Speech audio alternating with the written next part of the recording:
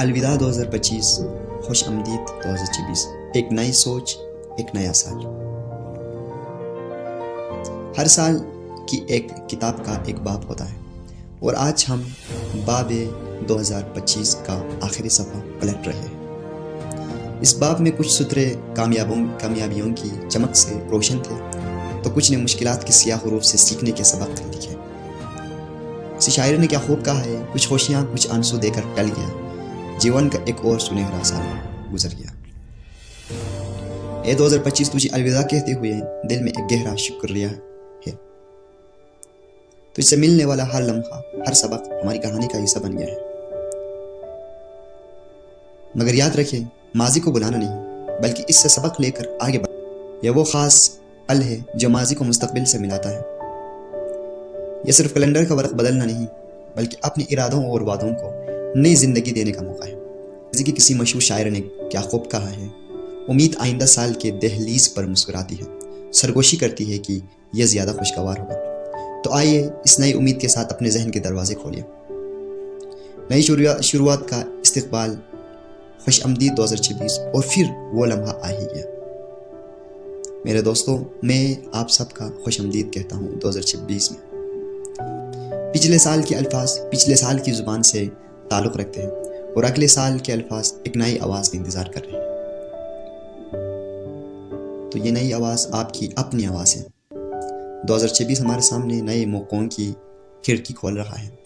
मेरी आप सब के लिए दुआ और ख्वाहिश है, जैसे कि मशहूर शेर है, न कोई रंज का लम्हा किसी के पास आए, खुदा करे नया साल सबको रास आए। काश ये नया साल हर घर में अमन,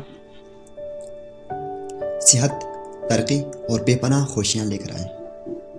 मगर सवाल ये है कि हम इस नए साल को अपने लिए किस तरह ख़ास बनाएं। असल सवाल ये नहीं कि 2026 आपके लिए क्या लेकर आएगा, बल्कि ये है कि आप 2026 के लिए क्या लेकर जा रहे हैं।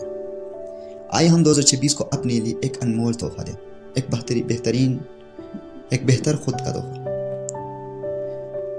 कुछ वादे खुद के साथ करें, कुछ अच्छी आदतें अपनाएं, खुद के अंदर तब्दील लाने की कोशिश करें। यानी नंबर 1, छोटी पक्की आदतें कामयाबी का राज शुरू करने में है। यानी जब तक आप किसी चीज़ को स्टार्ट नहीं करोगे, वो चीज़ आपके लिए पहाड़ की तरफ दिखाई देगा।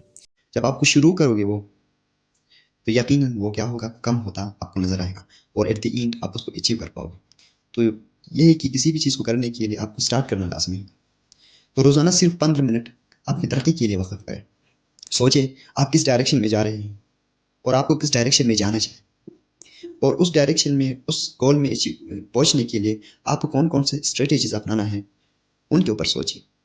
नंबर 2, शुक्रगुजारी रोज़ाना एक लम्हा। शुक्रगुजारी हमारे अल्लाह ताला को भी बहुत पसंद है। हम इंसान हैं, हमें अशरफुल मालूकात पैदा किया है। हमें हर लम्हे में शुक्र अदा करना चाहिए अपने रब का। हर रोज़ के इख्तिताम पर अगर आपको ज़्यादा टाइम नहीं मिलता है तो सिर्फ 3 अच्छी चीज़ों के लिए शुक्रिया अदा करें।